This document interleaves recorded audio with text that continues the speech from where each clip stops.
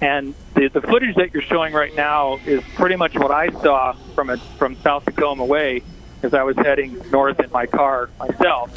And as you can see from that footage, the landing gear comes out of the two wings, the two engines. The engines are mounted on the wing, and those are turboprop engines, 5-bladed props. And the landing gear drops out of those engines. So when the landing gear comes down, you can see it on the nose, you can see it on the wings. And then when they drop the flaps, it's a little harder to see, and I couldn't obviously see it when the sun angle was so bright tonight. But it just seemed extremely out of place. And then the timing of the jets, and the jets were not landing or taking off. They were going a lot faster. When a jet runs its afterburner, when an F-15 Eagle runs its afterburner, you notice that. And I even heard tonight reports. I did not hear it myself, but I heard tonight that there were sonic booms, which would make a lot of sense if the Western Air Defense Sector at McChord Air Force Base, which is part of NORAD, if they heard about this threat and scrambled aircraft either from McChord or Portland, that would be very consistent with the rules of engagement and with the threat responses that NORAD makes in these situations. What a tremendously unusual event that just happened this evening. Okay. Jess, I think I lost you there for a minute. You were, I want to go back to one thing. You mentioned the afterburners and the F-15, which of course are unmistakable. But were you saying they were kicked in afterburner, or they were not? Because this airplane's airspeed, the Q400 airspeed is not, I don't know what it is off the top of my head, but it's not going to outrun an F-15. No, but I am certain that I heard the aircraft accelerating, and I am certain that it was at one point, we saw two F-15s, at least two. There may have been more. And we saw, the group of people that I was with saw one airplane climb, one F-15 climbing vertical, and it did have, in my opinion, the sound of the afterburner going. So it was trying to climb up get altitude for some reason.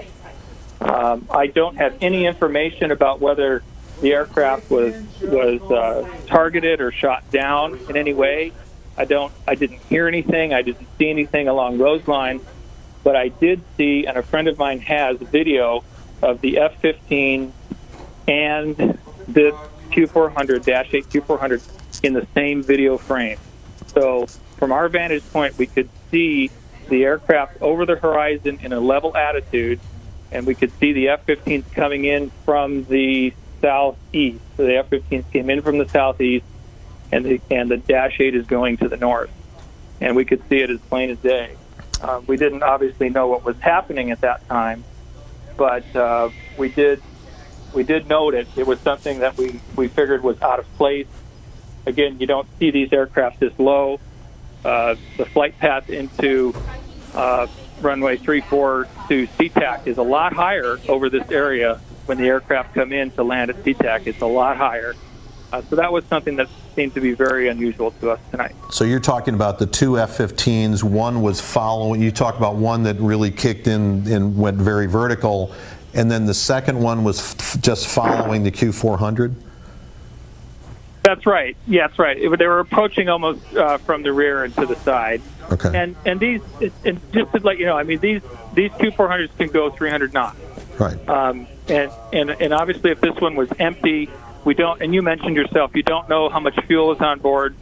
And if you don't have someone who is a pilot or qualified, airline pilots, they take a lot of hours in the simulator. They get checked out. They get training on how to handle these aircraft.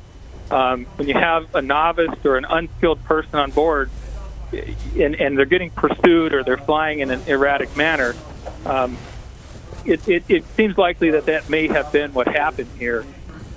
There's also been, I have a lot of contacts, being an aviation attorney and being a pilot, and people are sending me images from FlightAware that seem to show that this aircraft had been turning around the sound, doing banking maneuvers and that sort of thing. It's very easy to stall okay, if Jeff, the aircraft starts to go slow. Jeff, I apologize. We're going to have to interrupt you right now because these are our very first images from Sky King over the crash site on Ketron Island, and you say you can see the flames there clearly. This is, boy, wow. So we're seeing quite a scene. This plane did erupt into a fireball when it hit Ketron Island, and you can see what's been left behind. We've been talking about the response. Ketron Island is only accessible by boat, tiny island, obviously no fire department on the island, so 45 boats from the Coast Guard on the way. Pierce fire boats are headed there right now. But there's clearly a fire burning right in the middle of Ketron Island. We want to let you know we're going to be bringing in our King viewers here in just a moment, so we want to let people know. All right, to those of you watching on King 5 television right now, we are interrupting to let you know what's been going on for the past started right about 8:15. A plane was apparently stolen. We're still trying to confirm that, but it sounds like, well, we do know that. Alaska Airlines confirmed the plane was stolen from a Ctek Airport. The person who stole that plane flew around for quite some time before that plane finally crashed on Ketron Island, which is directly to the west of Silicone. It's only accessible by a small ferry or a personal watercraft, some sort of boat, but no real docks there except for the ferry dock. And this, we've been getting lots of video in from different people, from home security cameras, seeing that Q400 Bombardier flying through the plane, or flying through the air there. We've seen some other video, and we just got that Sky King video of Ketron Island on fire. What I can tell you about Ketron, there are about 11 homes on there, and most of those are occupied year-round, but not all of them. We have no idea how much of that is on fire. The more fuel that would have been on that plane, obviously the bigger the flames would have been, but the north end of this island is, I believe, the most populated, and the southern end not as much, and I hope I don't have that backward. Right, no, that's what we've been told from one of our viewers. We've had viewers call us in telling us what they have seen. I think it would be helpful at this point to sort of walk through a timeline of what's happened here, and we can bring in our aviation expert, Glenn Farley, to sort of walk us through when we first started hearing about this at about 8:15 tonight. Right, so there's a lot that we don't know, but this is kind of what we've been able to reconstruct. So about that time, we are, shortly afterward, we are hearing that basically somebody has stolen a plane from Ctek, as hard as that is to believe. There are a lot of questions that are going to be obviously asked here. One was, did whoever took this airplane, who may have been a mechanic for Horizon Airlines, with some knowledge about getting this airplane started and up in the air and going, was there some was it obvious to air traffic controllers at this point that this individual just go for it? Did he try to file some sort of a flight plan? What was it? But it was apparently recognized pretty readily, so one would suspect that all of a sudden there's an airplane, it rolls onto the runway, who knows, maybe it took off from a taxiway, which is possible, and then just went, and then the alarm started going off. The other key player in all of this is the Western Air Defense Sector, which is on McCord Air Force Base.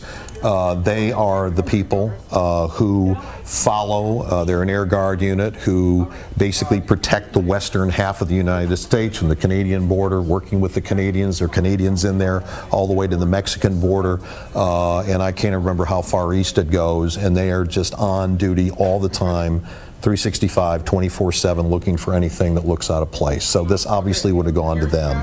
The F-15s are typically based, I mean, they could have been at McCord that night, but they are typically based, another Air Guard unit, Oregon National Guard at Portland International Airport. There's a sizable unit down there at PDX. They have been scrambled in the past. We have been down there when they have been scrambled, and they ask us to leave the room. So that makes sense that they would have been coming out of PDX. Obviously, two of these airplanes, two of the F-15s, the Eagles, on this Q400 as it's flying around. We're trying to get a sense through FlightAware or elsewhere as to exactly what the flight path was of this airplane. And if that's possible, and then it obviously ends up crashing, potentially forced down, more likely crashing down on Ketron Island near Silicone. So was it the intention to try to get it to crash in the water? Do we have a suicide situation on the part of the person? We don't know that. Again, there's a zillion questions, but you can see the live picture on Ketron Island right now. There's obviously a lot of flame. We had a picture up earlier that shows the smoke plume from a considerable distance away. Obviously there was a lot of fuel on this airplane. Was it full? Was it half empty? There was obviously plenty enough to get a fire going there on Ketron Island. Right. So at the time when this happened, there was a full ground stop on all flights in and out of Ctek. A lot of flights had to be diverted to Portland when this was happening. But we are told that Ctek is now operating at normal operations right now. So clearly, there's reason to believe that this was perhaps a lone person operating this plane, and that there's no sort of larger conspiracy at work here. So authorities do seem to have sort of figured that out, or else I don't think they would have resumed normal operations at Ctek. I'm getting from Pierce County Sheriff right now that this is from their Twitter account. Male is confirmed, suicidal male, acted alone, 29-year-old Pierce County resident, working on a background check of him now. And I have been, we had the caller Glenn from a few moments ago who was talking about, who had all the background, was the pilot, the private pilot, and he was getting a lot of that flight aware. And I've been, if you're wondering why I've been on my phone for quite a this, I've had a lot of people sending me texts and some of this flight aware information, looking at the patterns. But I've got a lot of information. We're just trying to basically figure out what it all means. And you probably know this better than I do. There is a way to download air traffic control audio, and I've had a lot of that text sent to me, and I've been reading it, and it sounds like some of the things you've been talking about might have been part of the problem as far as being low on fuel, or possibly some cabin pressure problems when they were not able to get him to be where they wanted him to be, and so they were trying to. It sounds like they were trying to solve a variety of issues, but we haven't been able to confirm that yet, which is why I'm trying to hold off on it. So we're just trying to give you tidbits as soon as we get them, but the information has been sparse so far. I mean, obviously we can tell you that the plane went down on Ketron Island. The images are, it's hard to put this in perspective with a night view, but we can tell you that there are, like, again, 11 homes or so on Ketron Island. Most of those are inhabited year-round, but they don't have anybody on the island per se, no fire district. They rely on fireboats, or they rely on themselves to be able to put fires out. And I do want to make one quick correction that we had earlier. We know that a couple of the boats, probably Pierce County Sheriff's Office had sent theirs. I think there's a Tacoma boat out of Day Island to Tacoma. They would send theirs down. And the Coast Guard, when we initially got a report of 45 boats, I thought that was odd. Right. It's their 45-foot boat that probably has, I think that one has fire suppression on it. Well, you're also going to have a lot of mutual aid here, so you're going to have probably Seattle Fire. You're going to have the U.S. Navy has boats that they could bring into this as well. You have various boats that belong to various sheriff's departments. I'm sure King County is going to be down there with their sheriff's helicopter. Other sheriffs, Snohomish, Pierce, all have them. And they're all going to be brought to bear, and they're also going to have a lot of FLIR infrared equipment on board, so they're going to be able to see a lot more than what we can see from our helicopter shot in terms of what's down there. Again, we're looking potentially, we think, at a lone actor here. We know this airplane was taken. That's obviously been confirmed by Alaska Airlines, which of course owns Horizon Air, and it's been confirmed by Ctek Airport. Natalie Swabia is out at Ctek Airport trying to get they were expecting some sort of briefing to come there later. So I think the pieces here are going to start falling into place very quickly. But this is unusual, but not unprecedented. And there was a case back in the 1980s, an airline that's not around anymore, which is PSA. I don't know if you remember, I believe it was a BAC 146 that was hijacked. That resulted in the death of multiple people. This is all pre-9/11. We're going to have to go back over the details of that. But this is not entirely unprecedented, but has been a very, very, very long time. Of course, the concern always is a terrorist managed to get their hands on an airplane and doing really damage with it and really killing a lot of people. Yeah, important to point out here that this was not a hijacked plane. It was a stolen plane. Nobody else on board, but obviously there was concern. We've got an airplane that's 100 feet and change, right, and somebody apparently doesn't know how to put it down. Yeah. Where it ends up, I mean, right, very concerning. Okay, we do want to get to. Okay, you know what? We're going to get to Drew Mickelson, who I believe is at the scene and ready to go. So let's check in with Drew right now. Drew. I think we're going to.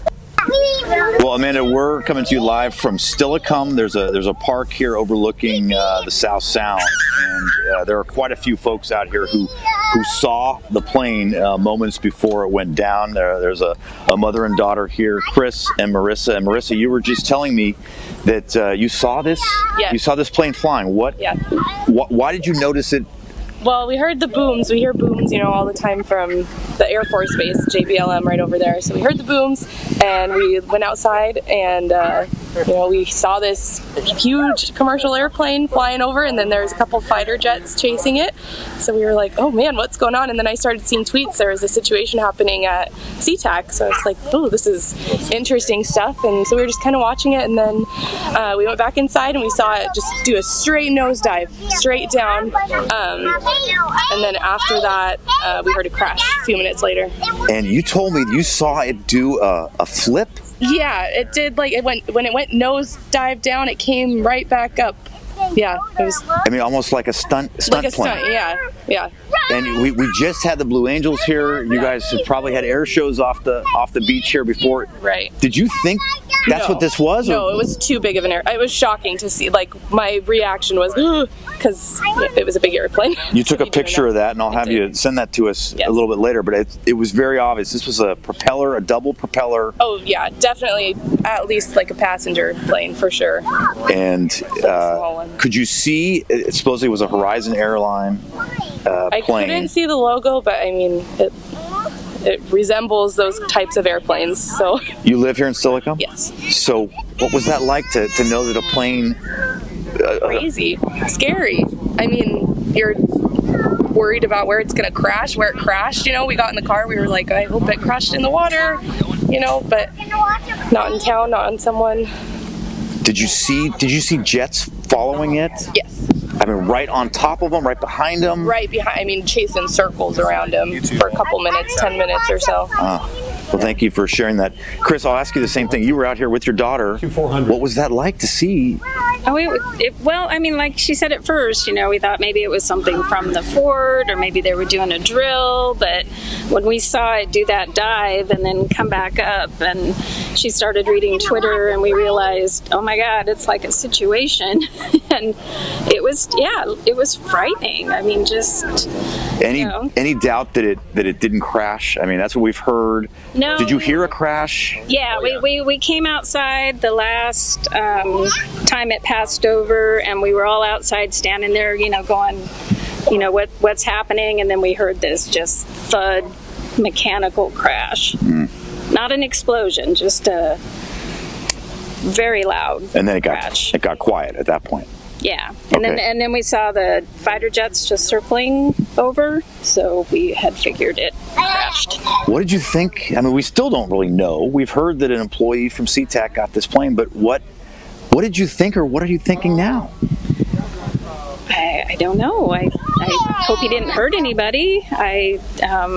There's been rumors out on Twitter that he was suicidal or whatever, but yeah, it's just frightening. Okay. Thank you, Chris, for sharing. So it's a little dark out here, I'll admit, but out here is the Silicone Ferry dock that mainly serves Anderson Island and the McNeil Island, where the state has the Special Commitment Center. As we pulled up, saw several, I would say a dozen cars with flashing lights on board a state ferry heading out towards Ketron Island, which is just just barely off the coast here. If you've been out here, Anderson Island and McNeil, it's a good 20-30 minute ferry ride. Ketron is much closer, so I'm not sure if you can see, but there are a couple of helicopters in the air above the island. Obviously, that's where the focus of this investigation is right now. We're going to see who else we can chat with out here, but for now, we'll send it back to you in Seattle. All right, Drew Mickelson in Silicone tonight. Again, that is just due east, if you will, from Ketron Island, with that short ferry ride there. And Ketron, to put it in perspective, Silicone, just to the north of that, you have Fox Island and then Gig Harbor. And again, we talked about the response. Coast Guard is on scene. We believe Pierce County's on scene. I know Gig Harbor's on scene and a few others. There aren't a lot of response boats readily available right down there. A couple on the Tacoma side and some on the Gig Harbor side, and everybody, this would have been a call for, I would imagine, everybody to get down here right away. Right, this would have been an all-hands call. I don't think there's any question about it. Again, you can look here, there was some discussion, was this airplane running out of fuel? I think it's fair to say from the smoke plume that we saw, from the level of fire we're seeing in the woods from the helicopter now, I would say unlikely. That seems to be a fair amount, and that's going to be the majority of the smoke that you're going to see. So that's one of the observations. Again, we're going with the best information we can based on the amount of information that we have. So we're trying to sort of couch a lot of this right now for obvious reasons, but it is still going. Obviously, things are also very dry out there, so that's not a particularly good time for the folks on Ketron Island to have an airplane with even some fuel on board end up crashing into the forest. Right. Okay, let's get to Denny, who's been very patient on the phone. I know, Denny, you saw everything happen, so just walk us through where you were and what you saw. Well, the first part that I saw was the fighter jet that was heading north, and I thought for a second, it's a little odd, but maybe they're doing some exercise at JBLM, and I didn't think anything of it. Went back to work. I was working outside at the time, and the next thing I know, roughly about 20-25 minutes later, I see what appeared to be a commercial plane, and I had actually worked for Horizon Air many years ago. And I looked at it, thought, okay, that's a Dash 8, but he's banking really hard. I doubt that's probably a Dash 8. Until I saw a fighter jet behind him. And then as they banked around, I could look up in the sky, see another fighter jet that was up even higher than that. But as the plane banked around, it leveled out, started headed towards Silicone and Anderson Island. Started to descend, and as it started to descend, it appeared that there was a slight puff of smoke coming out of the engine, but nothing that would make anybody go, "Oh my gosh, it's going to crash" or something. But it caught my attention long enough to watch the entire thing, and that was the last I saw of the plane as it descended towards Silicone. But I watched the fighter jets as they circled around, and thought that was really, really strange, because the Dash 8 is not meant to bank the way that it banked. It was almost at a 90-degree angle. Right. We've been hearing these stories that it sounds like this pilot was almost trying to do acrobatics, or trying to do some, aerials of some kind. It sounds like that's sort of what you saw. Yeah, I mean, not so much acrobatics, just it appeared, if you will, it was like a chase in the sky, like you would see a car chase on the ground.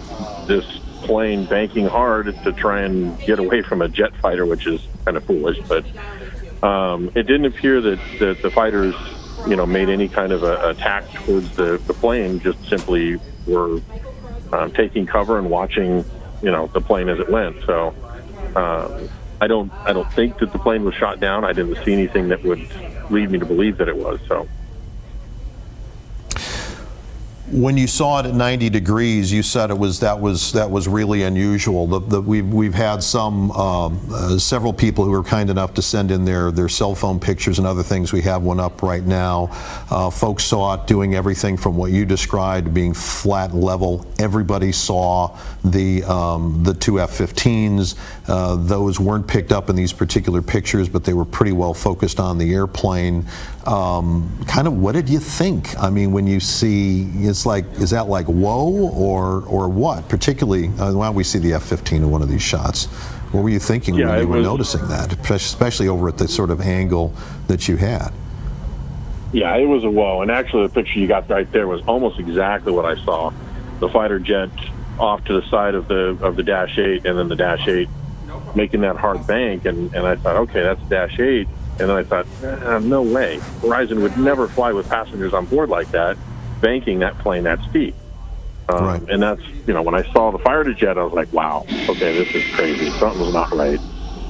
And so my first thought was, somebody did something, somebody screwed up, and they scrambled fighter jets to go after this plane. And that was my first thought when I saw the fighter jet. So.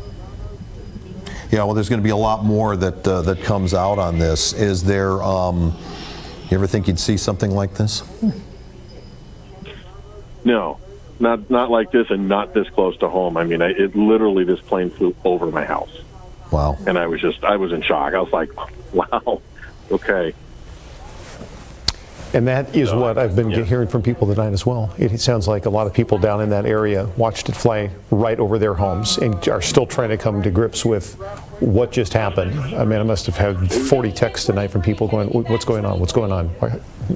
Well, the odd part is post 9/11, with a plane being stolen from an airport such as Ctek, I mean, it's hard to fathom. Very hard to fathom. Mm-hmm. It is. It's hard to fathom. Denny, we really appreciate your time. Thank you so much, and your perspective as well. Absolutely. All right. I know we're going to maybe my producer will. We're going to have a live news conference. We're trying to figure out who is holding that news conference. Don't know whether it'll be Alaska Airlines, but we'll get updated information for you momentarily. We talked about how slow that was flying. How slow can an F-15 fly comfortably? It seems like that would be hard to stay behind a Q400. Well, it depends on how fast the Q400 was going. Obviously, there's abilities there. I do not know off the top of my head what the stall speed is of an F-15, much less the Q400. Obviously, they were both going fast enough to stay in the air. That didn't really seem to be the issue. One of the questions I had, was there any sort of radio contact between the Q400, whoever was flying it, this mechanic as it was been described to us, and anybody else? Let me talk about something that we really haven't touched on before as we sort of wait for this press conference to get going. The one thing we haven't really covered. You're talking about somebody who has taken an airplane. I flew on one of these even earlier this year. This is a turboprop. It is, however, not a small airplane. Okay, I think we're going to go to that press conference now, I'm told in my ear. Yep. Here we go. Let's listen in. Island. It's a small island off of Silicone here. There aren't that many people who live there. There are probably about 20 who live year-round. Apparently the plane was taken from Ctek Airport. Our information now is there was only one person on the plane, and that was the person flying the plane. I understand the person may have been doing some air stunts and whatever. I know that some aircraft were scrambled from the Air Force Base. There is no indication that this person who was flying the plane was trying to damage anything or attack anything. That person crashed into the island. There was a fire that followed. There are about 3 West Pierce fire units, pumper units, that are going over there by ferry. They should be arriving just about now, as well as some command units and some Sheriff's Department units. Our boat, the Mundell, made it over there quickly because it's a rapid response boat. So we believe there are no further casualties than one person. We don't know their condition, but because it was a fairly fiery crash, that's probably not a good condition. We have no indication that neighbors or property were damaged or hurt. Again, it's very sparsely populated, a small island. Our people will report as they get over there and give us more information as they come. So Ketron Island? Ketron? Ketron Island, so very small. Yes. And the ferry, right, doesn't even run there this time of night. Actually, it doesn't run there this time of night, but we got the good people on the Pierce County Ferry to give us a ride over there. Sure. Can you just talk to me, so tell me the details. Do you know anything about what type of plane it was, anything like that? I understand it was a commercial plane, but a very small commercial plane, like a commuter plane with props. So it's not a jet. It was one of the smaller commercial planes. And there you have a train, which... there's a lot going on There's a lot going on down here. You talked about the aerial maneuvers you saw him doing. I saw a tweet that there was some question about whether he was unable to fly it or they were stunts. Can you tell me about that? I don't know if which of those is true. You can speculate as well as we can. Again, there's no indication that there was an attempt to attack anybody or anything other than taking an airplane without permission, stealing an airplane, and flying it around. Apparently, the person had enough training, enough sense, or whatever, to be able to maneuver it somewhat. As soon as we find out what the condition of the island is and the individual who's crashed the plane, we'll certainly let you know. This, I think, is something that your viewers are right to be concerned about, but it looks like the more we find out, the less emergent and the fewer ripples there are that come from this. That's good to hear. With something like this, I mean, I think that the first place people's minds go when a plane is stolen is terrorism. Can you talk about what you think right now? And that would be a rational thing. Unfortunately, the world we live in now has those kind of threats. However, in this case, there's no indication that that was the thing to do. Most terrorists don't do loops over the water. So there's no indication there was a terrorist act, an attempt to attack. This might have been a joyride gone terribly wrong. Terribly wrong. Yeah.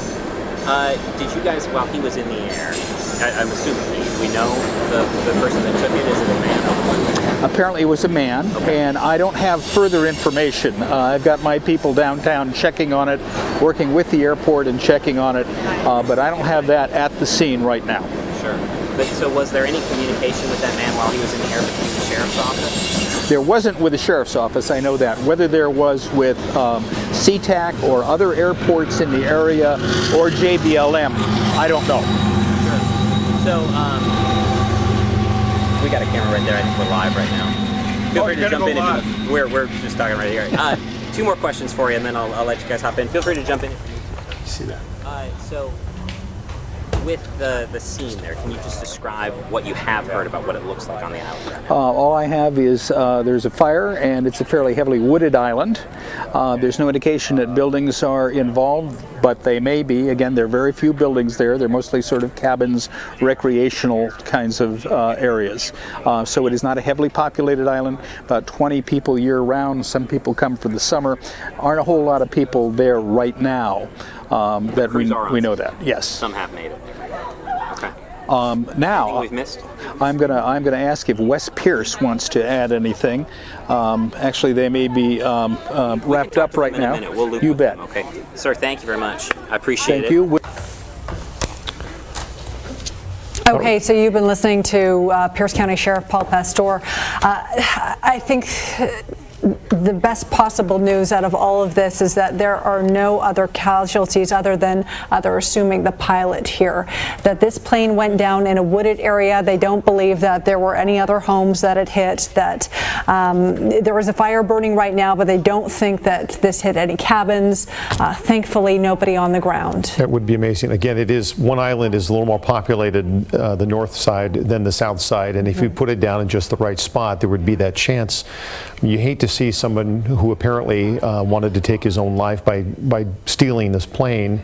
From some of the chatter we've seen, that may have been his intentions, but the fact that more people were not injured, apparently, and that is what Paul Pastor is hearing. That is amazing. Let me step in there and put some perspective on this as we say, okay, we lost a plane with one guy on board and it may have been a suicide. So that's one thing. Let's not forget this. Ctek is now the ninth busiest airport in the country. It's up another 6.1% already for the first part of this year over last year. It continues to grow like crazy. We could have seen this aircraft in a collision with another aircraft that could have been loaded with passengers. On the ramp, this guy obviously had to get onto a runway to take off. We don't yet know which runway that was. I'm presuming that this aircraft was probably parked where Horizon parks a lot of their Q400s, I believe off the B concourse. So he wouldn't have had to have gotten that far. The potential for a collision here and especially for somebody who may not have been very experienced with this airplane, was probably considerable. Yes. But Glenn, I've got to ask you, it takes a certain amount of knowledge just to get that plane off the ground. He not only got it off the ground, but he was flying it. Mm-hmm. Right. And they were giving him directions on what to do with the plane. Can you bank left? Can you do this? Can you do that? I mean, that tells me that he had more than just a cursory knowledge of airplanes, right? Well, it would have been, but the question is, did he file a flight plan? Did he follow procedures when he was taking off? He was apparently one person on the flight deck of a jet that normally has 2 pilots on board. There's a lot that goes on when you're trying to take an airplane off. You basically have one guy working the radios, you have the other guy primarily working the airplane and switching off and back and forth, and there is a lot of procedures that you really have to follow. Yeah. Did he follow any of those procedures? Your visibility on the cockpit of an airliner is not particularly good. So if you have somebody coming in from, if he's in the left seat and somebody's sort of coming up from behind you or taxiing behind you on the right, left, you're not going to be able to see that person. So what I'm saying here is a lot more could have gone wrong tonight than actually did, and we should probably consider ourselves very, very lucky. And the fact that it crashed on such a tiny island, I mean, Ketron is 220 acres. That's about a third of a square mile. So it's a very tiny area that this plane hit. It's odd that it hit that island. But as we saw from that video, it looked like the plane must be a total loss at this point, and there's the plume of smoke. Mm-hmm. So we should probably recap, if you're just joining us, what happened earlier tonight. Starting at about 8:15, we're told that an airport employee took a Q400 Horizon aircraft from Ctek Airport and took off. That's when, obviously, procedures went into effect. F-15 jets were scrambled. They took off from the airport in Portland. They pursued this plane, this Q400, for quite a while. This plane was flying over all sorts of neighborhoods. We were getting reports out of Lakewood, out of Tacoma as well. People were seeing this plane overhead. They say it was flying incredibly low, incredibly slowly. People were looking out their windows and saying, why in the world is this commercial plane flying so close to my house? It had a lot of people turning their heads, and people quickly realized that something was very wrong here. And at some point, that plane headed down more south and out toward Silicone and then Ketron Island, and may have done a few circles around that island before that plane went down on Ketron, which, as Mark mentioned, is very small, not very populated, maybe less than a dozen homes there, people who live year-round. And the northern end of it is a little more populated than the southern end. And this is kind of just right off of Silicone. You have to take a private ferry to get to it. And people there just live a nice little quiet life. But we're giving you some video here, and I don't know whether this is live or from just a few moments ago. This is a live picture, and you can see it's hard to put it in perspective, but the flames are spread out, which you would expect with a plane like this going down. But what we just heard from Pierce County Sheriff Paul Pastor was he does not believe anybody on the island was hurt or killed, and that would be amazing to put a 110-foot plane down on the island at some kind of speed and not hit anybody else. And again, it would depend on that part of the island, although they do believe this man was suicidal and that he did die in this crash. Yeah, he also confirmed this was does not appear to be a terrorist incident, that this was not an attempt to attack anyone, that again, this was one person involved, and it was a suicidal man. Also getting reports that this was perhaps a mechanic who was an employee at the airport, clearly had some knowledge of this airplane as well. Our aviation analyst, Glenn Farley, has been with us this whole time. I think this begs a lot of questions, especially following 9/11. A lot of people are going to ask, didn't we put procedures in place so this would never happen? Well, and those procedures have gotten more and more stricter. I mean, in some ways, things feel more relaxed when you go through the airport, but there are the procedures there. I can tell you at Ctek, for example, because we went through it the other day, because we were out on the ramp looking at these new hard stands and the growth down there. Everybody has to pass through as employees. This wasn't true a year plus ago. You have to go through a different part of the airport to clear that. We cleared that with other airport employees to go out on the ramp. That was not. So that's actually an increase in security for airport employees that wasn't there in the past, and that's a fairly recent addition. And you know, it's going to be interesting to see what comes out of this in terms of what was this individual's psychological profile. Was there anything that they were looking at? Were there any flags that went up before? Is that going to change the regimen for that going forward? There are a lot of questions here. I mean, remember, worldwide, we have 23,000 airliners. And if you recall, there was a case in Europe a few years ago where you had the co-pilot of an airplane, the first officer, lock the pilot out, the captain out. He couldn't get back in, and this person ended up crashing the plane, not just with himself on board, but with an entire airliner full of people. And we have talked to psychologists at that time, and we said, how could you do something like that? And the people we talked to, or the experts in that field, said, for these folks, all they think about is themselves at that moment, and this is this can be the result. This one obviously did not carry that kind of collateral damage. You're still looking at a $32 million airplane. You're looking at everybody running around tonight. And again, I emphasize, we are lucky there was not a collateral collision or something at the airport. I would say you were getting a collective sigh of relief from a lot of people who watched these planes or heard these planes fly over their neighborhoods. And a lot of the people who were either watching that or the people at Ctek Airport are the ones who were giving us some of that initial information that we were getting about what this might have possibly been. And I know Natalie Swaby is still out at Ctek Airport. She's been talking to some of those passengers tonight, and she's going to join us live now with more on what they had to say. Natalie? Well, Greg, I can tell you in the last 15 minutes or so, things have really calmed down here at the airport. There was big backups here and baggage claim, long lines of people that we were able to talk to, and some of these people tell me they were waiting on the plane for 1 to 2 hours. Some of them were getting information from pilots, a little bit of information about what's going on, but a lot of them said they didn't know the details. They were hearing a lot of conflicting reports. Just listen to what some people had to tell us when they finally arrived here at Ctek. It's really scary, and what's odd to me is that an individual could take off with a major plane like that, without 2 people required to start the engine or something.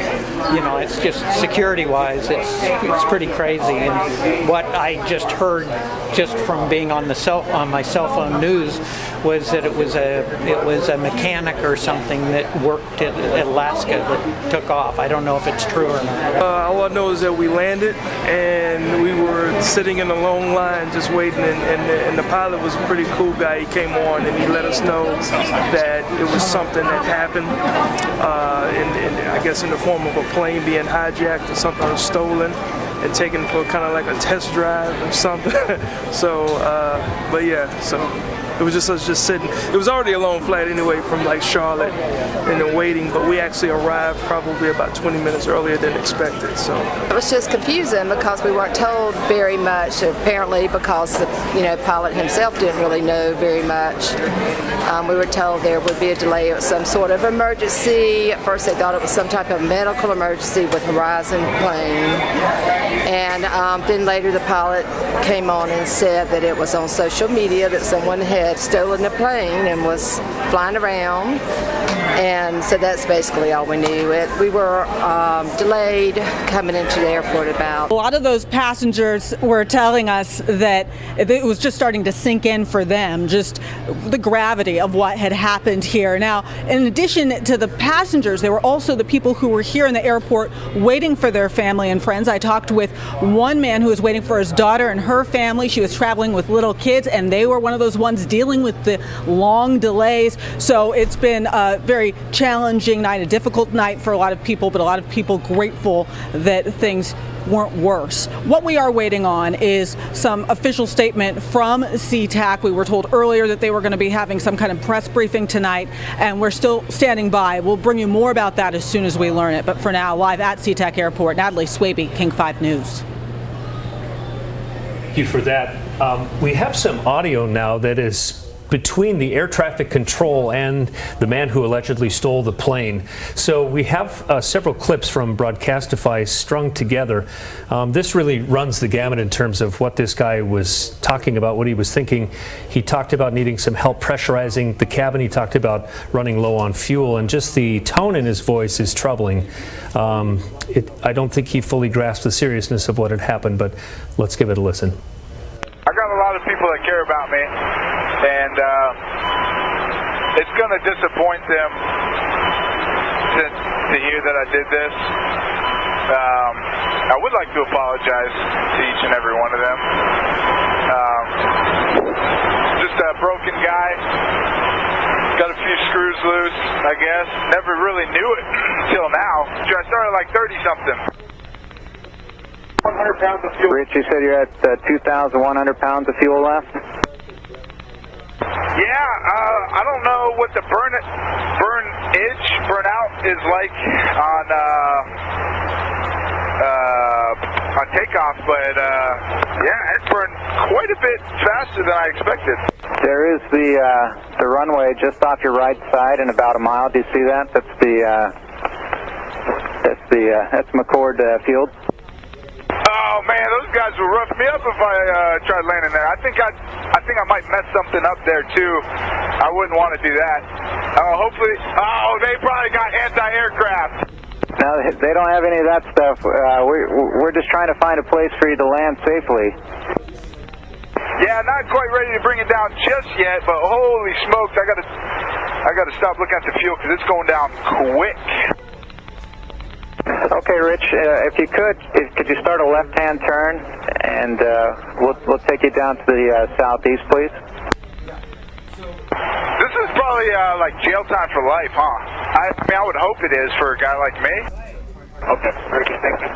Right now he's just flying around, and he just needs some help controlling his aircraft. Very good. Nah, I mean, I don't need that much help. I played some video games before. I would like to figure out how to get this cabin altitude. Like, I know where the box is. I would like to get some, make it pressurized or something, so I'm not so lightheaded. Minimum wage. We'll chalk it up to that. Maybe that'll grease the gears a little bit with the higher up. Damn it, Andrew! People's lives are at stake here. Now, Rich, don't say stuff like that. No, I just told you I don't want to hear no one. I just want you to whisper sweet nothings into my ear. So covered a lot of ground there. Glenn, what are your thoughts off the top of your head? How was he going to get back down? Yeah. I mean, you know, you got an air traffic controller. We now know that he was in contact with somebody. He got the airplane in the air. I think it's pretty unclear he could have gotten it on the ground. They were trying to get him down at McCord. McCord has an advantage that there is a little more field space around there, depending on how that landing went. It doesn't sound like he was trying to land on Ketron Island. He talks about his fuel state, which he says was going down, deteriorating pretty rapidly, according to him. He was a mechanic, so he may have known something about that, but he was talking about feeling lightheaded and trying to get the pressurization going on the airplane, but frankly, it wasn't that high. Yeah. So that may have been more of a sign of anxiety than actually not having, because when you pressurize an airplane, a typical airplane, you're pressurizing it to 8,000 feet. And we're talking about witnesses who are saying, look, based on the video, he was not those kinds of altitudes at all. So I think the second part of this question was, it appears they were not trying to force him down, but they were trying to get him down. But as we talked about Ctek earlier, and the potential for collision or something to go wrong at the airport, you got to remember, Ketron Island may be fairly remote. It's not very populated. I feel sorry for the people who live there. But on the other hand, I mean, there's a lot of population around McCord and other airports in this region. Even at Tacoma Narrows, there's a fair number of people who live there, and that's kind of in the neighborhood. So what were they going to do if he just sort of ran out of fuel? Although there was a fair amount of fire that we saw from the scene. That's going to go into the analysis of just where he was at and what the state of the airplane was and what he thought his state was when it came down. Now, this is just one clip.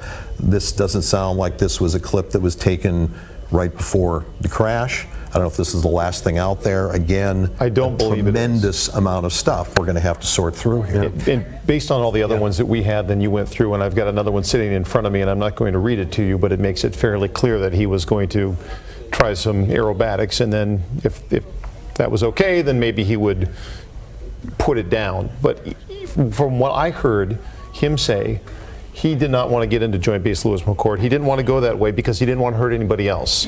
He was thinking enough about himself, and it sounded to me, and I'm obviously no psychologist, but he sounded like he did not want to harm anybody else, that this was all on him, and who knows what happens after that. Yeah, no, he said that. Gosh. It's kind of chilling his just how casual he was about it, and talking about how, oh, I've played video games before I got this, and but initially in the beginning it almost sounded like he knew he was being recorded, and he knew that those recordings would be made public, and it did sound like he was sort of leaving a goodbye note to family and friends. I don't know about you, but we were probably all on the air on 9/11, and somebody earlier tonight alluded to 9/11. And I'll tell you, when I first heard about what happened tonight, I thought, oh my God, we have a concert right across the street here. And Glenn, take us through this scenario. I mean, obviously the military is very well drilled in these scenarios. What happens when a rogue plane gets up and out? So obviously somebody, and this is going to be one of the questions we're all going to have, what was the first flag that air traffic controllers had at Ctek Airport? Did all of a sudden this plane just all of a sudden start rolling out, going, whoa, what's going on? There's no flight plan for this. Nobody's called any ground controller. This is not scheduled. And so exactly what played out in the airfield. I imagine, based on what we just heard, this probably didn't sound like a normal flight taking off. So this probably was immediately noticed. Did air traffic controllers who had other airplanes on final or other airplanes getting ready to take off, did they, we know a ground stop went into play. Did they basically try to clear the airfield to give him as much room as possible to avoid some sort of mishap or collision on the ground at the airport? He gets the airplane in the air. The agency, Department of the U.S. Air Force, called Western Air Defense Sector, which is at McChord, which watches the skies of the entire western United States, would have been called immediately. They're the folks that are going to scramble F-15s. They're normally stationed at Portland International Airport. Remember that case when the president was in town several years ago? Private sonic booms coming up when somebody breached the temporary flight restriction. That was, they kind of screwed it up. Nothing, no terrorism there, but they were, boom, they were up here very, very quickly. And they were obviously the ones that were following this airplane. Looks like clearly now we know air traffic controllers were talking to this individual, trying to get him to land. He was capable of getting the airplane in the air. He seemed to be surprised at the rate he was losing fuel. Was he capable of actually landing the airplane? We'll never know. But that's the question. I mean, had he tried to land the airplane, could he have ended up landing short in a neighborhood? This, again, could have gone so much worse. Yeah, it just seems to me that the best way to prevent this is to keep the airplane from getting off the ground to begin with. Is that not? The question is, how are you going to do that? How do you do that? Right. I mean, I mean, we are out there. I mean, this is absolutely out there in terms of, I mean, he obviously had the knowledge to get this airplane started. Like I said, you don't need a key to start an airplane. Even though Boeing gives ceremonial keys over for airplane deals, there ain't no key. So, but it's not necessarily a simple procedure to get any of these airplanes started. You could probably look it up on the internet. To some degree. Right, but I mean, he's a mechanic, you know, and he would have had that knowledge. But again, there were questions once he got the airplane in the air that he found surprising. Mainly, it's like, wow, this is eating a lot of gas. And he's talking about video games and other things. Again, there are so many questions that are unanswered tonight, but so many things that could have gone far, far. What's most troubling, though, Glenn, is that since 9/11, our entire system is designed to prevent a breach of the cockpit. This was a guy who worked for an airline, and it's probably not that hard to get a job on the tarmac with an airline. So it makes me wonder if TSA, if Homeland Security is going to have to take a closer look at that, or maybe they already have. We don't know. So this individual apparently was a mechanic. That's our understanding from communications from the airline, from the airport. He was an airport employee, so he had a badge. If he's a mechanic, as they say he is, he would have had access to aircraft. And he would have had access to the ramp. So until the point where the plane starts up and somebody notices something that's not right, or the airplane starts to roll out, everything could have been fine and everything could have been normal. All of a sudden things are not normal. We do have Mike on the phone right now. Mike, I understand you saw the plane and it was coming right for your house. Yeah. When we, I live right here in Silicone, north of Silicone, right south of the Chambers Bay Golf Course there, and the plane was very low to the water, headed north, banked to the east, and turned around back to the south, headed right towards our house. My wife and I are standing out back here, and I mean, it was very low, very scary coming right towards the house. I mean, he was very, very low and went right up over the top of the house, over the trees. We lost sight of it and heard the booms. And my son-in-law and I jumped into my truck and went to Solo Point, which is up on the Port Louis JBLM area, and all the emergency vehicles were already down there at the Solo Point boat launch area, and we were told to turn around and leave, obviously, for obvious reasons. But it was a pretty scary situation. Gosh, I can imagine. At that moment when you see the plane flying so low, so close to your home, did you have a moment when you thought this plane's going to crash right here? Yeah. I thought it was. It was that low. It was that scary. It was coming right at my house, and you knew something was going on when you saw the F-15s, and like you just don't see that. It was startling. It was pretty darn scary. Yeah. I think what Mike is touching on, I live near an airport up in Snohomish County. People who live near airports, Mike, we know when planes are in places that we've never seen them before. And I think the fact that we're watching video right now shot by people who noticed something out of place, pulled out their cell phones and just started recording. Some of it obviously was from security cams, but you know when a plane is not where it's supposed to be, and especially a commercial plane at such a low altitude, right? Yeah, I mean, we're right here on the water. You don't see that type of plane, that low to the ground. I mean, Tacoma Narrows Airport's just north of us here, and obviously we see Learjets and smaller planes, and we see the occasional seaplane around here, but you don't see something like that low to the water and then that low over the top of our home. It's not normal. Yeah, I think that's what a lot of people were reporting, and I'd be curious to see at some point where all this plane went. We know obviously around Ketron Island, around over Lakewood, Silicone, even out, I've been told it was right over by Raft Island, Gig Harbor. I don't know whether it went over Fox Island as well, but went over a lot more populated areas, and so I think a lot of people looked up and heard that and wondered, okay, what's going on? And obviously very scared and curious about what was happening. Yeah. And once you see the fighter planes with them, it kind of raises the bar. Yeah. Exactly. It was scary. Well, Mike, we're glad that you're okay, and we appreciate the heads up and you spending a few minutes on the air with us. Thank you. Mm-hmm. All right. Okay, let's get to Amy, who's on the line right now. Amy. Amy, where are you? Would you sort of set the scene for us? Yeah, well, we are in Silicone, in one of the neighborhoods that actually has a viewpoint of Ketron Island. And I have to say, unfortunately, because it's so dark, you can't see it behind me. But in that black abyss behind me is Puget Sound and the tiny island of Ketron Island. And normally this time of night, it'd be very quiet out there. But we are hearing lots of aircraft. There are boats in the water, firefighting boats, and we can still smell smoke from that fire. And we're talking with a lot of neighbors in this area. They heard that impact. A lot of them, they were in their homes, they were in their driveways.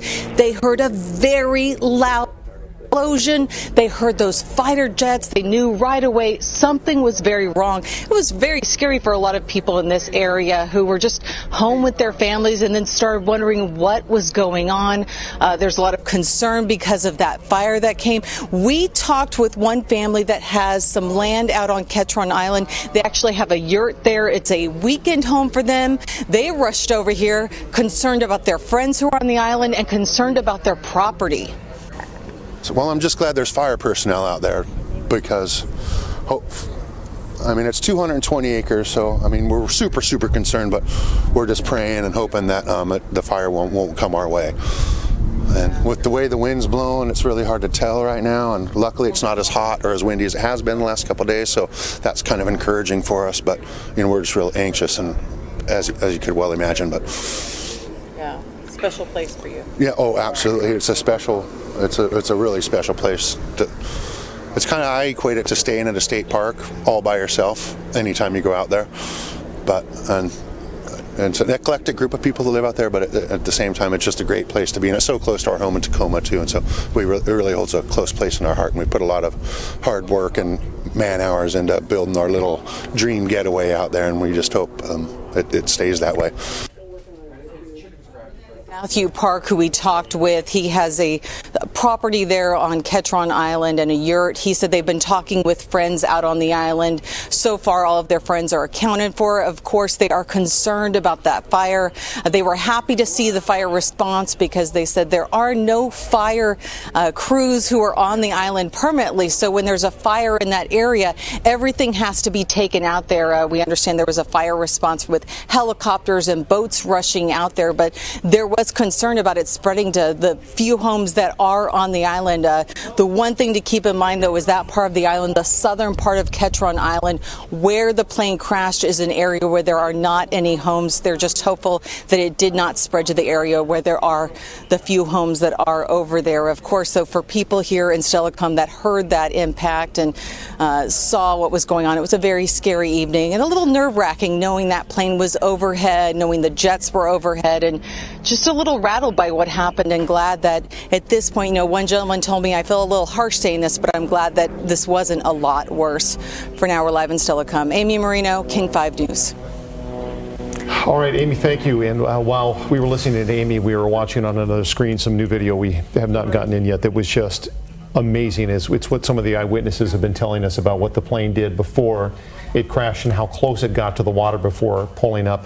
I know Matthew Erickson is on the phone right now. He is another eyewitness. And Matt, you're also a pilot. Why don't you give us a brief resume here and then tell us what you saw? Yeah, I'm a regional airline pilot. I fly a CRJ 900, which is made by the same company. Very similar airplane, same amount of seats. Just basically, our mechanics have the same access to airplanes as I guess this mechanic does. They will actually taxi the airplane to the maintenance, from the gate to the maintenance hangars. And it seems like this guy has probably a little bit of flight experience, because to be able to take off without stalling the airplane and rotating the airplane at the right speed requires a little bit of knowledge and skill. So he's obviously had some type of flight training, whether it be a single-engine Cessna or something like that. Matthew, this is Glenn Farley. When you look out there, and you said you used to fly for the airlines, you were flying regional jets. most recently. I still do. You still do? I'm currently a first officer of regional airline pilot. When you look out there and you realize that an airline employee, and this is what's been being reported by the authorities tonight, took this airplane, considering this person had a badge, he had access, as you point out, is that these mechanics can taxi these airplanes around, going from the gate into the maintenance hangar, whatever. How shocking is that to you?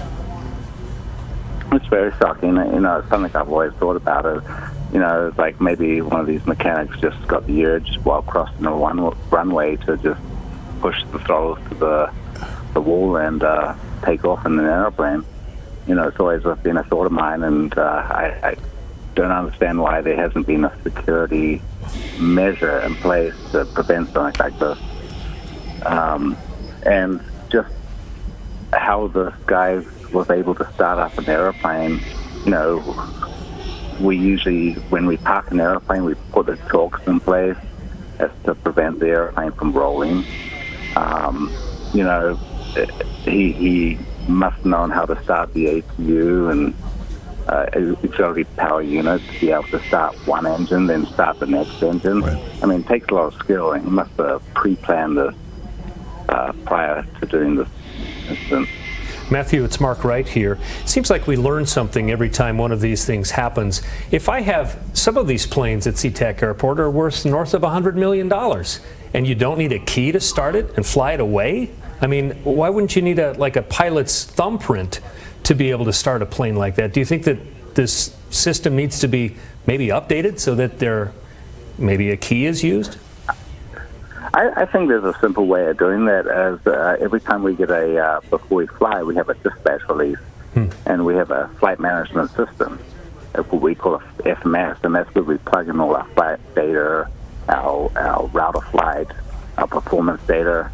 And before starting the engines, it would be a very simple way to just punch in a code before each flight that matches the dispatch release, or the release before we actually go fly the airplane. It would be a very simple thing for designers to implement in their in the aircraft. Well, that's a great idea. I suspect somebody like at Alaska or Horizon might be leading the charge on that after an incident like this. Matthew, anything else strike you about this in terms of, have you ever seen anything like this in your career, in your experience? I've heard of a pilot went rogue and suicidal before. This has happened before. It was actually with an airline called SkyWest, which is a regional carrier. And the pilot actually, from my knowledge, he actually had killed his wife, and he jumped in an airplane and he crashed an airplane before. So this has happened before. Sure. But what really concerns me right now is the airlines and a lot of the cargo carriers want to eliminate two pilots, and they want to be single pilot air cargo flights right now. And we saw this with German wings, where the pilot locked the captain out of the cockpit and crashed into the mountain, killing a whole lot of people. And with this legislation that's now passed in Congress, it's kind of scary because we need two pilots up there. If one pilot decides that he wants to do something wrong, we need another pilot up there to counteract that. And it's for public safety. Checks and balances, exactly. And right now, the legislation in Congress right now is allowing cargo carriers to actually fly single pilot. And I mean, they're going to be flying the same size aircraft, even bigger. So something's got to happen. We'll got to stand up, and our Alpha Airline Pilots Association is actually contesting what's going on right now. But yeah, it's kind of scary.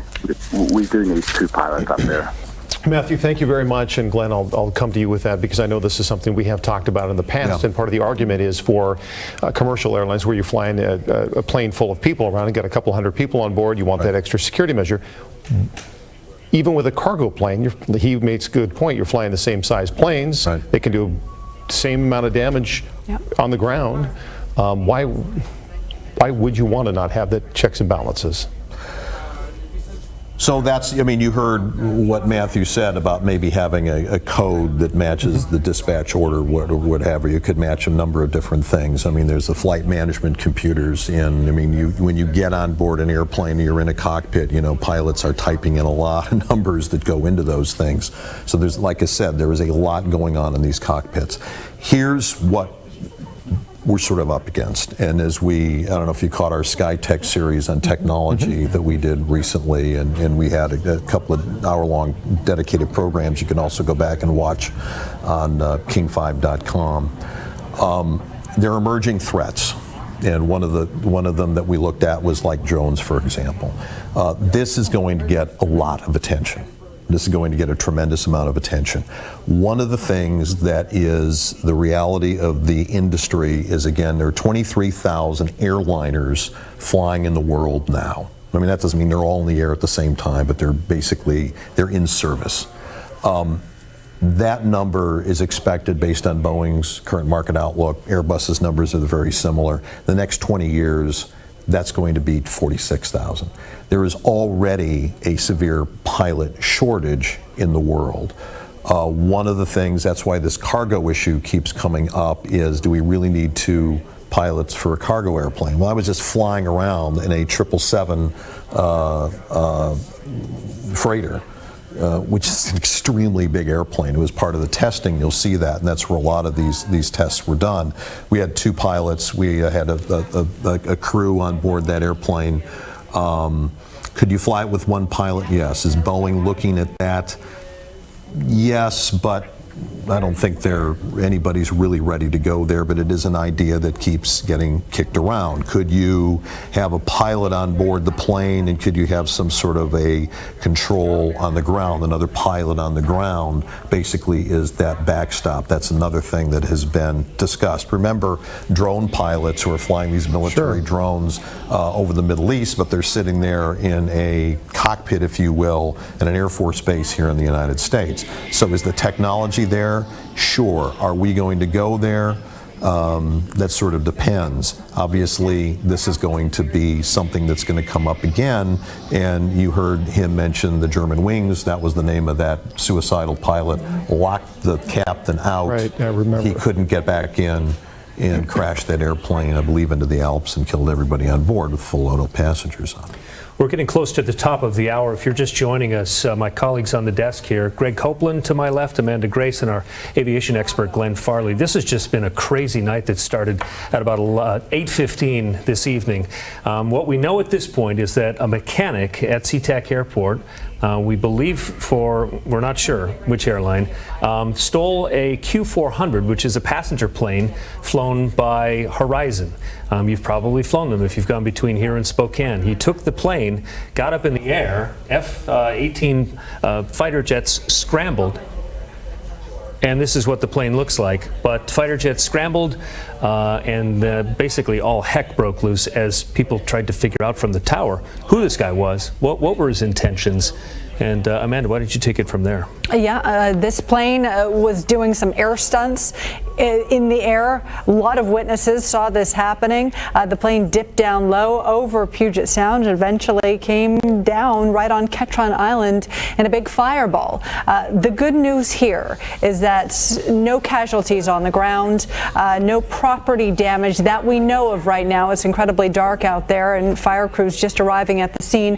Ketron Island only has about 20 year-round residents. There are some scattered cabins on the island right now, but it it does appear that this rogue pilot brought this plane down in an area that was just a wooded area in a sparsely populated island, and it appears right now that this pilot, who we believe is 29 years old, is the only casualty of this incident, thank goodness. And to give you an idea, Ketron, right across from Silicone, if you're going across the Narrows Bridge, headed into Gig Harbor, and you were to look off to your left, look south, it would be the tiny island there nearest land, and you see Anderson Island there off to the left, and just north of that out of the picture is Fox Island, and then even farther north would be Gig Harbor, and then you get into the Narrows Bridge. And like Amanda said, this is more populated on one side, the north side, than it is on the south side. We don't know where the plane went down yet, but we did have Sky King up and over, and these are some of the pictures when Sky King arrived on scene. Clearly the plane crashed there. We've had that reported by multiple agencies, and a lot is on fire at this point. We just don't know how much damage was done. So that's what we know at this point. So you are watching King 5 News at 11 o'clock. I'm Amanda Grace alongside Greg Copeland, Mark Wright, our aviation expert, Glenn Farley. We have been following a developing story, breaking news tonight. An employee, a mechanic, has stolen a plane out of Ctek Airport. This is a Horizon Q400 plane, happened just around 8 o'clock tonight. You are looking at what a similar plane looks like. The Pierce County Sheriff says this mechanic took the plane, no passengers on board. They say he was a 29-year-old suicidal man from Pierce County, and this was not a terrorist incident. And that plane eventually crashed again on Ketron. Plane eventually crashed on Ketron Island. Again, just west of Silicone. A couple of military, these are F-15s that are based out of Portland. They can get here in just minutes. They were not involved in the crash, but they were escorting that plane, trying to figure out what the pilot was doing. But that crash, the plane finally went down on Ketron, and you saw the crash started a fire there. The Coast Guard sent crews, multiple other agencies, Pierce County, Gig Harbor have all sent crews there to kind of assess the situation, and we're still trying to wait for some information. Earlier we played the recordings of the conversation between the tower and the man who allegedly stole this airplane. We'll get to that in just a bit, but right now we want to bring in King 5's Michael Crow with the very latest. Michael, good evening. Yeah, guys, right now we're at the Silicone Ferry terminal. That is closest to the island where that plane crashed. This is also the command post for the operation. Because it's so remote, they're actually having to use a ferry to get crews out to respond to that. I'm going to step out of the way right here. You can see behind me, actually, the ferry. We think that's it, just returned here. The Pierce County Sheriff was telling me they had to use that to ferry crews out there, firefighters, to reach that island. He said right now that they are actually working to get in close with that fire. They are finally now on the island. We know it's very remote. It's a wooded area, but that is what they're working right now. It doesn't sound like they've made complete contact yet, but they are working on that fire right now. So as for that situation, we know there is a fire on the island. We know it's very remote, very few people living there year-round. So the belief right now is that no one else on the island was involved. So that is the situation there. As far as witnesses, we've been talking to a lot of people here at the ferry terminal. It's a popular place to come and watch the sunset. People said they were out here to watch the meteor shower that's supposed to be this weekend, and then they saw this plane in the sky flying over them, trailed by fighter jets. Here's a little bit of sound from some witnesses who said it flew right over their heads earlier today. He flies like right over our heads, like clear up, like maybe like 20 feet up in the air, like right over our heads, and they're like, that's really close. So he flew around. He went over some houses, but we thought that they were just like doing the sharp maneuvers, and the two fighter jets were like following, cutting close and stuff, and we see him clear over that like island over there where he crashed, and we thought he just like flew further so they could like practice more, and all of a sudden we hear this huge boom and we see the mushroom of fire happen. So yeah. So again, to recap the situation, witnesses here at the ferry terminal are saying they saw that plane flying really low right overhead. They came here to watch when they saw, and they said they could see that smoke plume back in the distance before it got dark out here. We know the plane is back on an island a few miles out there. We talked to a guy that said he goes out there to fish sometimes in a small boat, and that it really isn't that far. So right now we are waiting to get more of an update from officials. The Pierce County Sheriff gave us a bit of good news earlier, because when you think of a plane being stolen, we asked him if you think of terrorism. He says there's no indication of that at this point. But the last point I'll make here is there's that ferry right behind us. We believe that's going to be used now to ferry a second round of crews out to the island to continue trying to fight that fire as they investigate more about this plane crash. Guys, we'll send it back to you in the studio and keep you updated as we learn more. Okay, Michael Crow, thank you very much. Yeah, clearly a huge firefighting operation. We saw those images from Sky King showing just how big this fire is on the ground there on Ketron Island. On a very tiny island. I think one of the most chilling things that we've come across tonight is recordings from the tower and a conversation between those in the tower and the man who apparently stole this plane. It's a really strange conversation, and I think it gives us a really good indication that this man was troubled. He was very troubled. Let's listen to it right now. I got a lot of people that care about me, and it's going to disappoint them to hear that I did this. I would like to apologize to each and every one of them. Just a broken guy, got a few screws loose, I guess. Never really knew it until now. I started like 30-something. 100 pounds of fuel. Rich, you said you're at 2,100 pounds of fuel left? Yeah, I don't know what the burnout is like on takeoff, but yeah, it burned quite a bit faster than I expected. There is the runway just off your right side in about a mile. Do you see that? That's McCord Field. Oh man, those guys will rough me up if I tried landing there. I think I might mess something up there too. I wouldn't want to do that. Hopefully, they probably got anti-aircraft. No, they don't have any of that stuff. We're just trying to find a place for you to land safely. Yeah, not quite ready to bring it down just yet, but holy smokes, I gotta stop looking at the fuel because it's going down quick. Okay, Rich, if you could you start a left-hand turn, and we'll take you down to the southeast, please. This is probably like jail time for life, huh? I mean, I would hope it is for a guy like me. Okay, very good, thank you. Right now he's just flying around, and he just needs some help controlling his aircraft. Very good. Nah, I mean, I don't need that much help. I played some video games before. I would like to figure out how to get this cabin altitude. Like, I know where the box is. I would like to get some, make it pressurized or something, so I'm not so lightheaded. Minimum wage. We'll chalk it up to that. Maybe that'll grease the gears a little bit with the higher up. Damn it, Andrew! People's lives are at stake here. Now, Rich, don't say stuff like that. Nah, I just told you I don't want to hear no one. I just want you to whisper sweet nothings into my ear. So let's bring in our aviation specialist, Glenn Farley. Glenn, on the one hand, this guy knew enough about airplanes as a mechanic, and we just got confirmation from Horizon that it was one of their mechanics. He knew enough about that plane to get it off the ground, but clearly in that discussion with the tower, he didn't know everything about that plane, and he was in over his head. It certainly seems to be. Again, cockpits are very busy places, even with two pilots flying it, which is what this is. He is obviously, I don't know if he has a pilot's license to fly anything. He may have. He talked about flying video games. Maybe that was his experience. He obviously needed to know, or at least luck into managing to get this thing onto the runway to take off. He had to know what airspeed he had to hit in order to rotate and get this airplane into the air.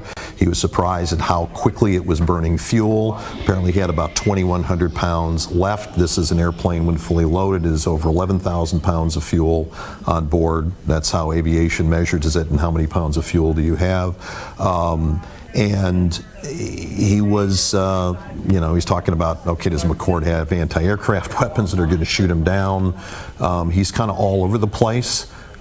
We believe there's going to be more audio that's going to come out of this. as we go forward. That's going to probably give us some other clues, but I think that there's a question is, was he going to be able to get this airplane down?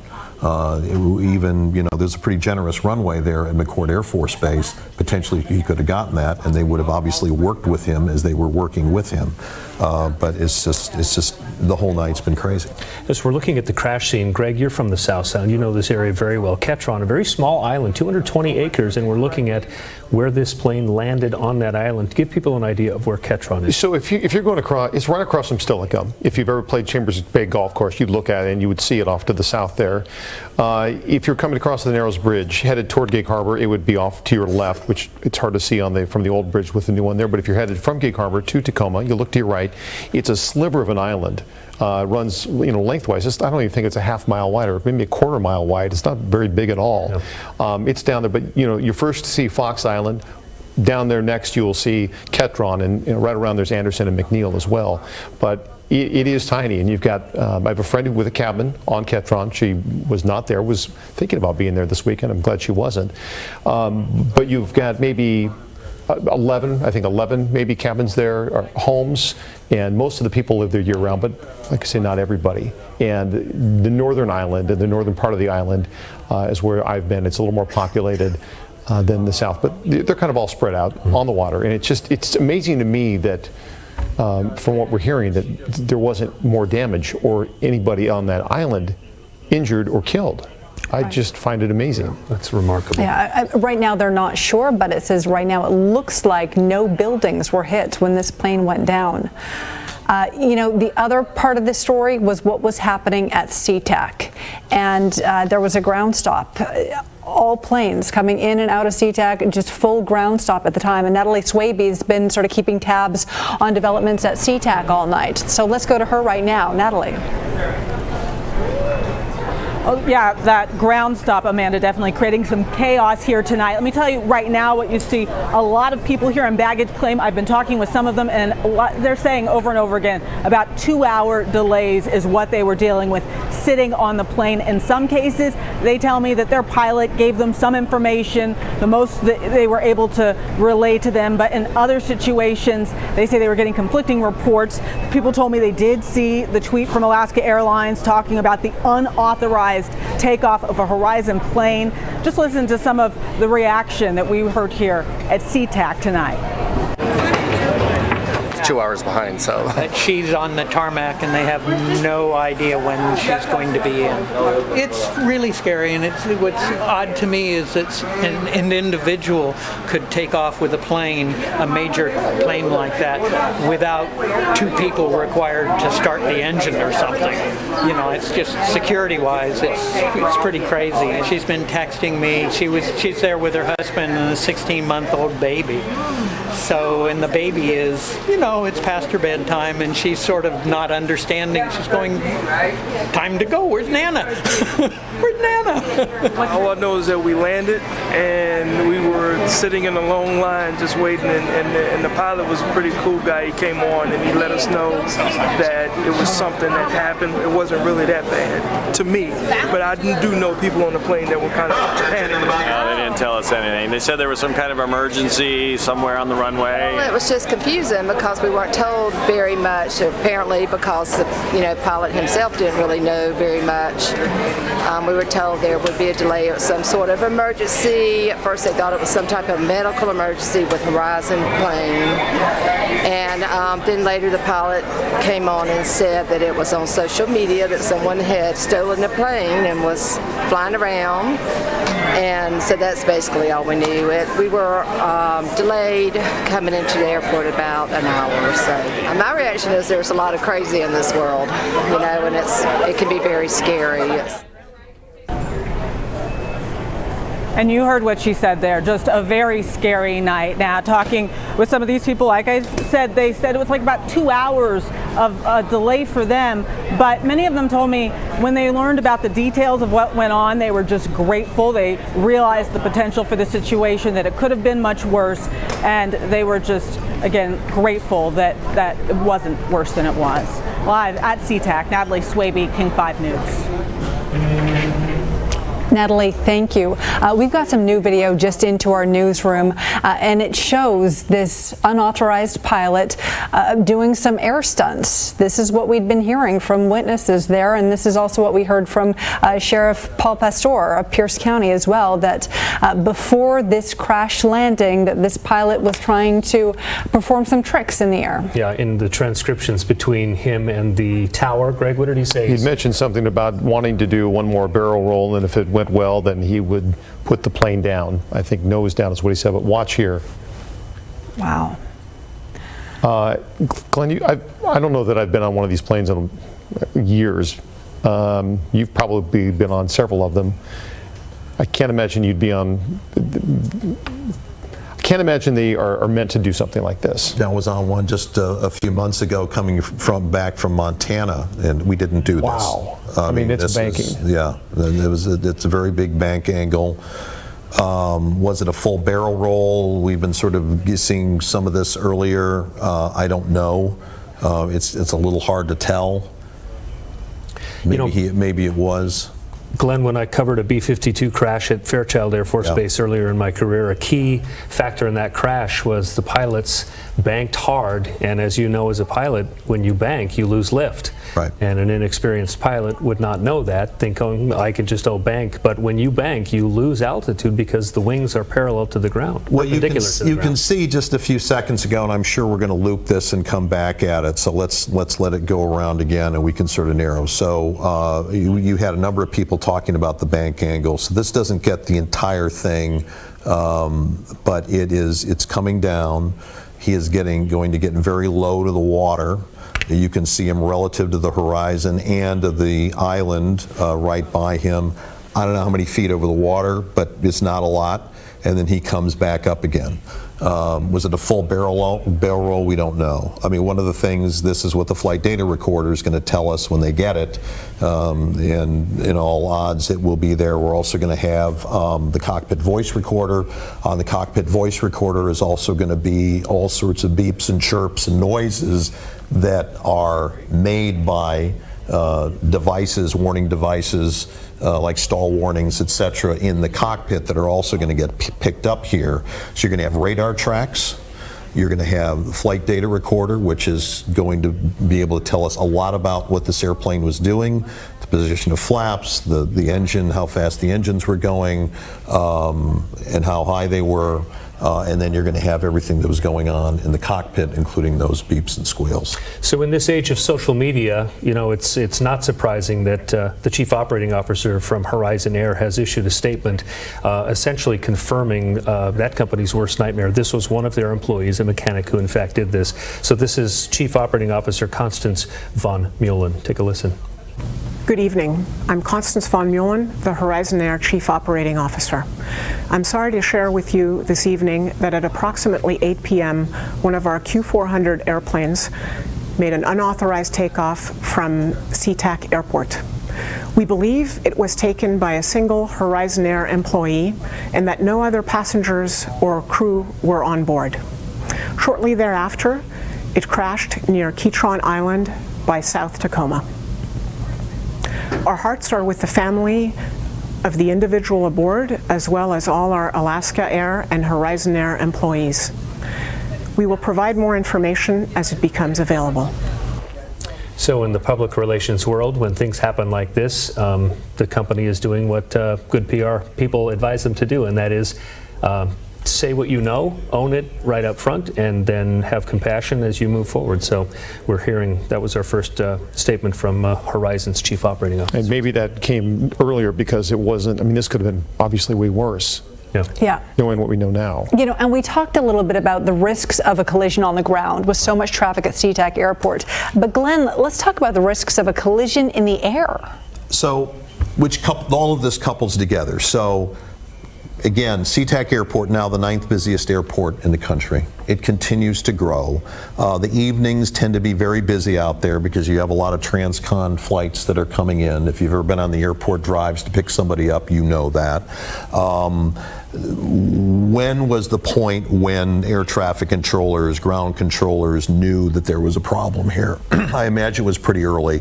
They would have called the Western Air Defense Sector at McChord Air Force Base. They watch for any intruding airplanes in the air, any situation like that. They would have immediately scrambled the F-15s, most likely out of Portland International Airport, where the Oregon Air Guard has a large presence, and they were probably the F-15s that we saw here. I think that's a reasonable expectation. Then we have the question about how much other air traffic was there in the air, because you would have had air traffic control, en-route controllers, others. We obviously had a ground stop trying to clear space for what is a renegade airplane now in all of the airspace over Puget Sound, which is a very, very busy place for air traffic. There's going to be a lot of stories, and a lot of people in those roles are going to have to go over here at some point during this investigation. Glenn, is this a big wake-up call for the airline industry? It absolutely is. Again, it is. We are seeing everything growing. You know, how long did this guy work there? What was his work history like? Had he had any other evaluation? How did he apparently go off the rails in this case?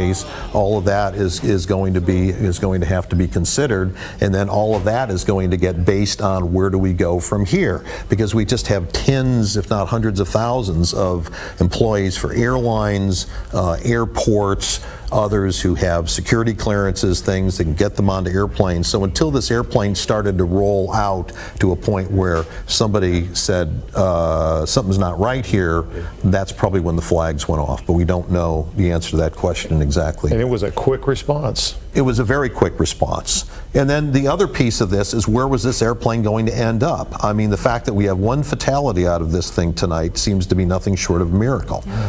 We don't even have a structure apparently on the ground that was damaged by this. And thank goodness it wasn't terrorist And this is, I mean, this is such a hugely populated. 40,000 people across the street at Safeco Field, so thank God it wasn't that.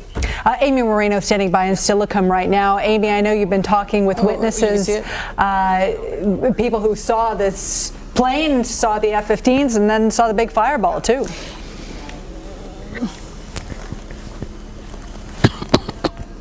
Yeah, well, this neighborhood enjoys an unobstructed view of Anderson Island, but unfortunately, because it's so dark right now, you really can't see it. And that kind of goes to what we've been talking about how remote this island is in terms of there's not a lot of residences out there, so you're not going to have the light pollution, you're not going to see lights out there. But tonight there has been plenty of activity out there. You can kind of see that blue flashing light out there. There's a couple of boats out there that have been working the scene out there this evening. Neighbors in this part of Silicone definitely heard what was going on, though. They heard the explosion from the impact. Some told me they saw the plane. They heard the fighter jets. They knew something was very wrong. I talked with several tonight, upset by what happened, a little rattled, scared by this whole turn of events. I talked with one man who owns land out on Ketron Island, and they have a yurt out there, and he and his wife, they also live in North Tacoma. They were checking on friends who live on the island. They were checking on people who live on Ketron Island, concerned about how people are doing, concerned about whether this fire may spread. They tell us there's not firefighting equipment out on the island, and we saw that with the ferry taking firefighting equipment out there. They were very concerned about the conditions and whether this could end up affecting some structures. Well, I'm just glad there's fire personnel out there, because I mean, it's 220 acres, so I mean, we're super concerned, but we're just praying and hoping that the fire won't come our way. And with the way the wind's blowing, it's really hard to tell right now, and luckily it's not as hot or as windy as it has been the last couple of days, so that's kind of encouraging for us. But you know, we're just real anxious, and as you could well imagine. But yeah, special place for you. Yeah, oh, absolutely. It's a really special place. It's kind of, I equate it to staying at a state park all by yourself anytime you go out there. But it's an eclectic group of people who live out there, but at the same time, it's just a great place to be. And it's so close to our home in Tacoma, too. And so it really holds a close place in our heart. And we put a lot of hard work and man hours into building our little dream getaway out there. And we just hope it stays that way.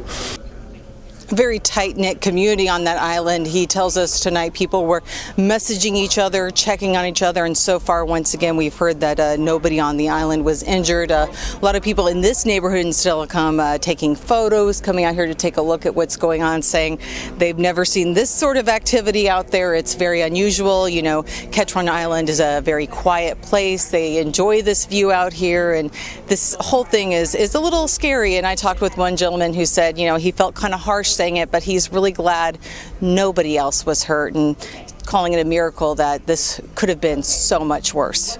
We're live in Silicone. Amy Marino, King 5 News. Amy, thank you. So, Glenn, this pilot and the air traffic control, they had a lot of options to try to get this guy down, but it turns out that he probably wasn't interested in that. Well, we don't know. I mean, like I said, the analysis is going to go on. I'm sure the NTSB is going to become involved in this. Obviously, the FBI is going to become involved in this because I think we're talking about a criminal act here. So there's going to be a lot that's written about this going forward, and I think that's is likely to result in a lot of change. Let me talk, if we can bring up the picture of a Q400 again right there. So let's not minimize the size of this airplane. A Q400 carries 76 passengers. It's 107 feet long. It has a wingspan of 93 feet. And you see these flying in and out of Ctek all the time. I mean, this is a sizable airplane, even though it's at the smaller end of the spectrum for airliners. You know, it carries 11,000 pounds of fuel. It sounds like he had about 2,100 pounds left, but we had a considerable smoke ball when he managed to crash, and we saw that one of the pictures earlier. So this could have gone really badly. Yeah. As you said, Glenn, a lot is going to be looked into protocol as to how you can just get into a plane and just take off. Right. Because a lot of people have access to those tarmacs, right? But yeah, I mean, if this guy is the mechanic, they said he's probably had a full airframe and power plant license granted by the FAA. He may well have had a pilot's license of some kind. He may well have been one of the guys that's certified to taxi this airplane from the gate to the hangar for maintenance work. He could have had all sorts of capabilities here, but from the radio traffic, it's obvious that he wasn't sort of in a position to sort of land it and put his hands up. Okay. We've got some more audio now from Broadcastify, which is a company that puts radio traffic onto the internet. Yeah, let's take a listen to it from the beginning, and then there's some new audio at the very end. So let's listen. You'll hear the conversation between air traffic controllers and the rogue pilot. So I can reach out to you a little easier. A little bit. I'm sorry, say that again? Sorry, my mic came off. I threw up a little bit.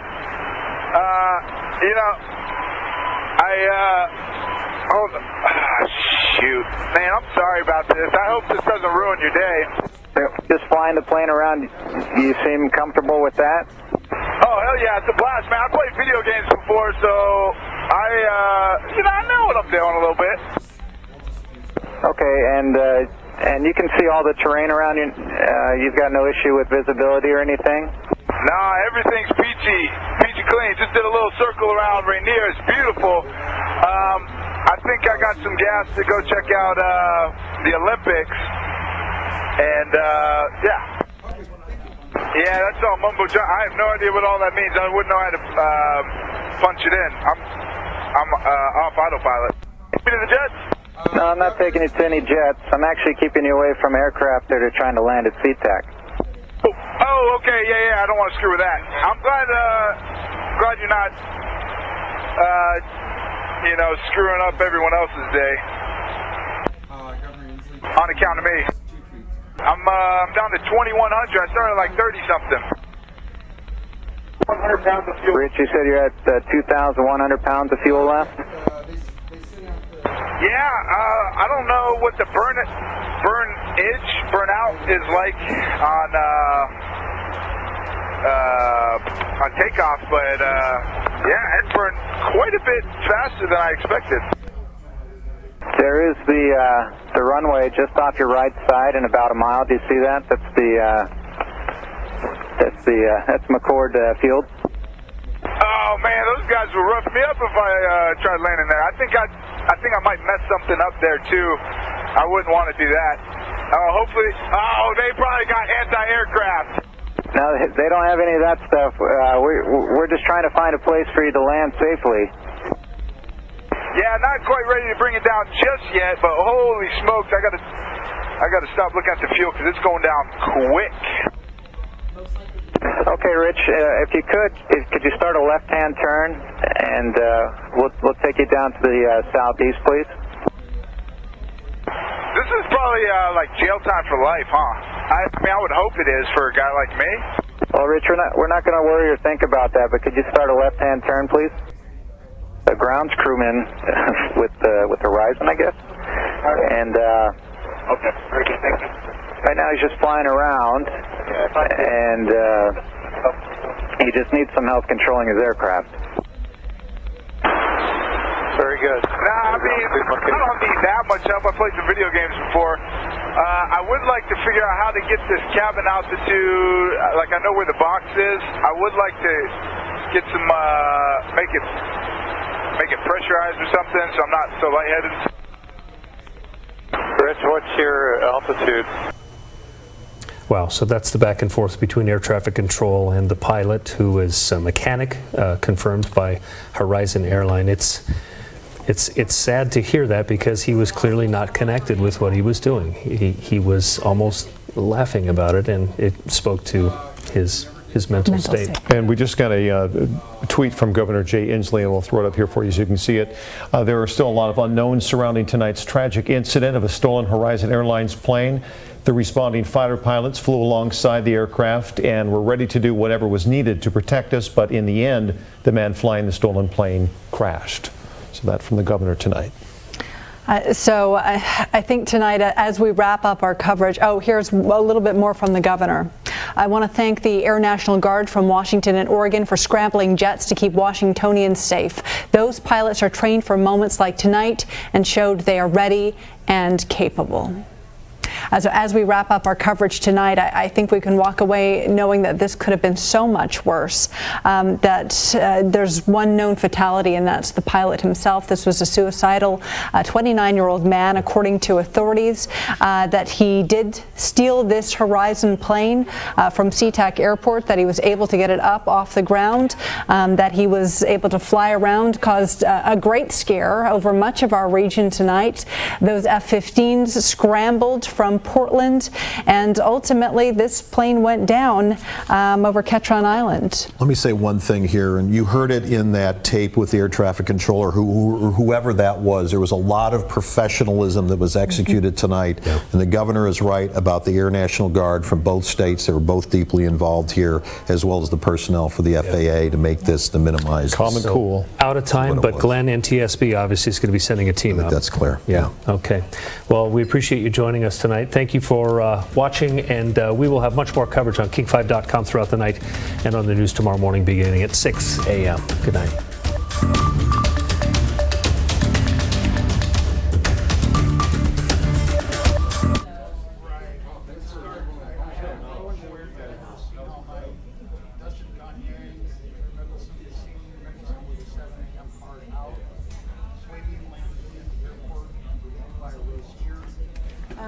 What can I, okay.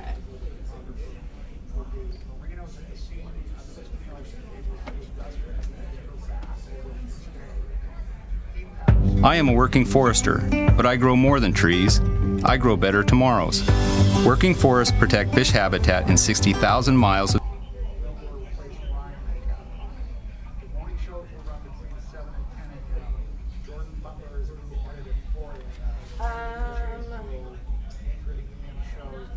Is there anything in the G drive?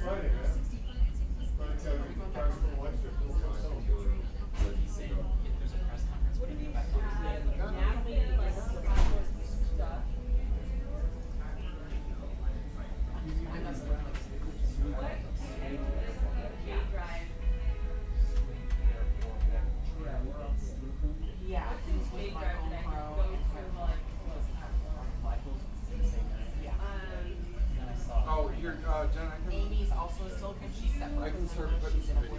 Don't put too much. No, I just like need like... a couple clips. You want to do like the radio traffic? Yeah, basically I need a picture to start. Okay. 2 minutes and I'll have that for you.